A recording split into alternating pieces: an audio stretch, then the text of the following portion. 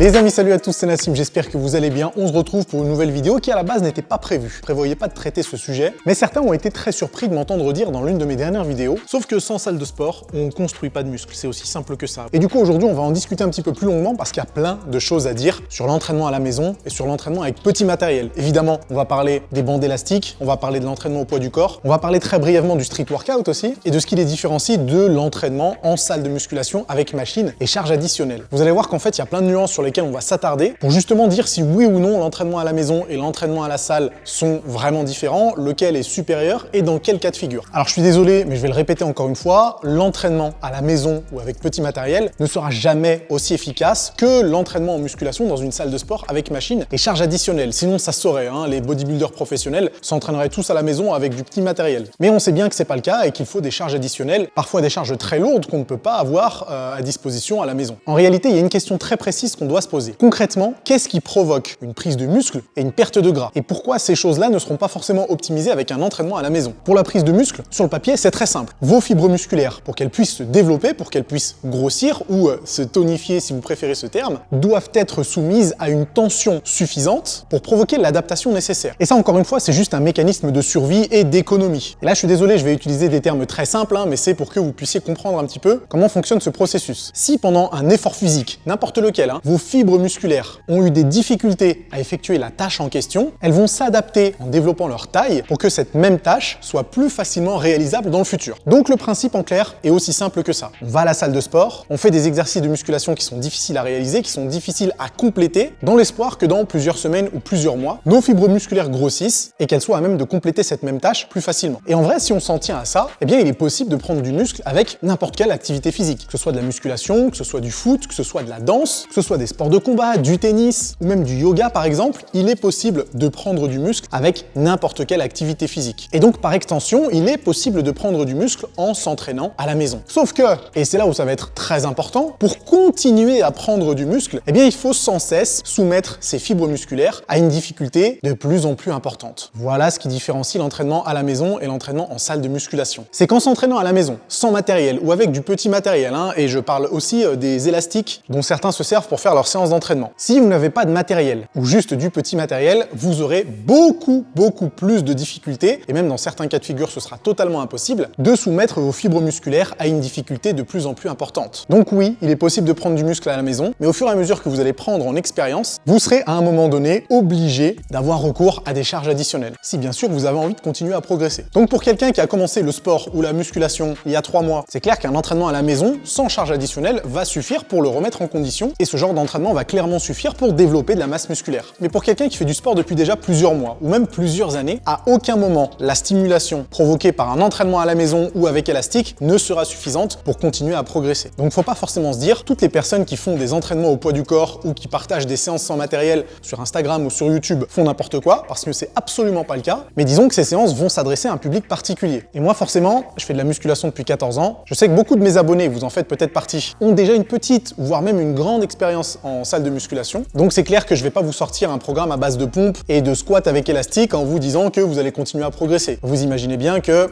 malheureusement ce serait pas possible. Et pour la perte de gras alors, est-ce qu'il est possible de perdre du gras en s'entraînant uniquement à la maison ou avec du petit matériel? Alors déjà, si vous suivez un petit peu mes vidéos, vous savez que la perte de gras n'est pas forcément déclenchée par une activité physique, mais par un déficit calorique. Et effectivement, ce déficit calorique peut être facilité par l'activité physique et ou par votre programme diététique. Donc en soi, pour perdre du gras, vous avez juste besoin d'être en déficit calorique. Et du coup, vous n'êtes pas obligé de faire de la musculation. Le problème, parce qu'il y en a un, sinon ce serait bien trop simple. Si vous voulez perdre du gras en conservant un maximum de masse musculaire, voire même si vous cherchez à perdre du gras en développant votre masse musculaire, vous n'aurez pas d'autre choix que d'utiliser des charges additionnelles pour provoquer une stimulation suffisante. Encore une fois, c'est à mettre en rapport avec le niveau du pratiquant. Si jamais vous n'avez jamais fait de sport, que vous êtes à 30% de masse grasse et que votre quantité de masse musculaire est proche de 0, alors clairement, vous n'avez pas besoin de salle de musculation. Mais si vous avez un taux de masse grasse un peu plus bas, que vous êtes déjà plus ou moins actif et que vous avez l'habitude de faire du sport déjà 2 ou 3 fois par semaine, alors là, effectivement, pour que la stimulation musculaire soit suffisante et pour ne pas risquer de perdre de la masse musculaire pendant un déficit calorique, il y a de fortes chances pour que vous ayez besoin soit de charges additionnelles, soit d'exercices spécifiques. La deuxième question à se poser est la suivante. Si moi, en tant que pratiquant de musculation très expérimenté, je n'avais pas accès à la salle de musculation à laquelle j'ai accès actuellement, comment est-ce que je m'entraînerais? Et j'ai envie de répondre à cette question tout simplement parce que vous êtes beaucoup à être dans ce cas de figure-là. Vous avez une certaine certaine expérience en musculation, vous avez l'habitude de faire ce sport plusieurs fois par semaine avec une certaine intensité et vous n'avez pas la place chez vous d'avoir beaucoup de matériel avec quoi vous pourriez vous entraîner. Déjà, première chose, ça, non, ne vous entraînez pas avec des élastiques à la maison parce qu'il y a clairement beaucoup mieux à faire pour conserver de la masse musculaire. Les élastiques, c'est très bien lorsque vous les ajoutez à une charge classique. Donc sur du développé couché ou sur du squat, c'est génial. Pour vous assister sur des tractions, c'est très très bien. Mais faire du tirage horizontal ou du tirage vertical avec des élastiques pour essayer de travailler le dos, étant donné que vous ne pouvez stimuler que quelques centimètres de l'amplitude musculaire qui plus est sur la partie contractée, et pour l'hypertrophie,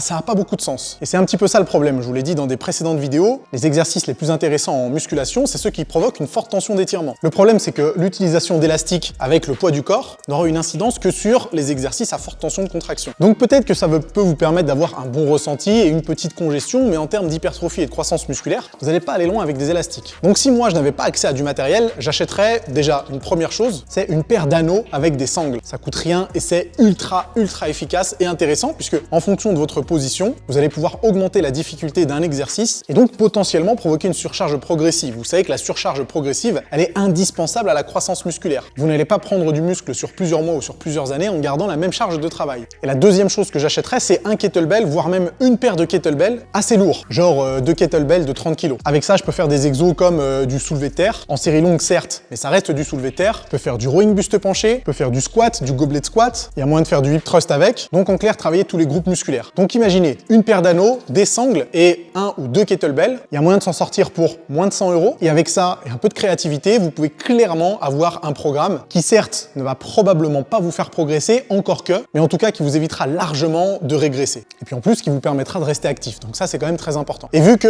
honnêtement, l'avenir des salles de sport est quand même un peu incertain, et ça m'embête de le dire, mon conseil, ce serait quand même d'investir dans ce genre de truc assez rapidement, parce que ça coûte pas bien cher et ça prend pas trop de place. Et du coup, même si vous avez un petit appart, il y a moyen de les laisser dans le placard, au cas où on se retrouverait en 2021 avec encore une fermeture de salle de sport. On croise les doigts, j'espère absolument pas que ça va arriver. Avant de conclure, parlons un petit peu du street workout. Parce qu'on l'a tous vu, la plupart des gars qui font du street workout sont quand même ultra tankés. Certains arrivent à être très massifs uniquement avec du street workout et ont quand même une très bonne condition physique. Encore une fois, là, ça va dépendre de vos goûts personnels. En ne faisant que du street workout, c'est-à-dire à base de dips, de pompes, de traction, etc., à aucun moment vous allez pouvoir développer un bas du corps impressionnant. Corrigez-moi si je me trompe, mais faire des variantes de squat avec une barre de traction, jusqu'à présent, c'est pas possible. Donc le street workout, très bien si vous voulez avoir un super dos, très bien si vous voulez avoir de bons triceps, très bien si vous voulez avoir des pecs massifs. Par contre, si vous voulez un physique équilibré, malheureusement, vous serez obligé d'ajouter des exercices effectués à la salle de sport. Et encore une fois, corrigez-moi si je me trompe, je crois que c'est ce que la plupart des pratiquants de street workout font. C'est pas en faisant des fentes au poids du corps que vous allez développer des grosses cuisses. Donc le street workout, oui, à condition d'apprécier les physiques qui n'ont pas de cuisses. Moi perso, c'est pas mon délire. Et deuxièmement, le problème du street workout, c'est quand même réservé aux personnes qui arrivent à maîtriser le poids de leur propre corps. Et ça, c'est pas donné à tout le monde. Arriver à faire des séries de traction et des séries de dips, mine de rien, c'est ultra difficile. Donc pour moi, le street workout, c'est quand même réservé à une certaine catégorie de personnes au goût bien précis et à la condition physique bien précise également. Donc dans le match entraînement au poids du corps versus entraînement à la salle de musculation, il n'y a pas photo. Pour l'hypertrophie, pour avoir un physique musclé et bien proportionné, l'entraînement à la maison ne sera jamais aussi efficace que l'entraînement en salle de musculation avec charge additionnelle et avec machine. Après attention, quand je dis entraînement à la maison, c'est vraiment entraînement sans matériel. Si dans votre maison, vous avez la place de mettre une cage à squat, un banc réglable et une poulie, alors là, c'est même pas considéré comme de l'entraînement à la maison. Pour moi, c'est presque comme si c'était une salle de sport. Et donc là, effectivement, dans ces cas-là, étant donné que vous avez accès à de la charge additionnelle, vous allez probablement pouvoir progresser sur les moyens et long terme. Ok les amis, c'est tout pour aujourd'hui. J'aimerais que vous fassiez une petite chose dans les commentaires avant de conclure cette vidéo. Si vous connaissez des sites où on peut se procurer des kettlebells pas trop chers, et surtout des sites qui ne sont pas en rupture de stock,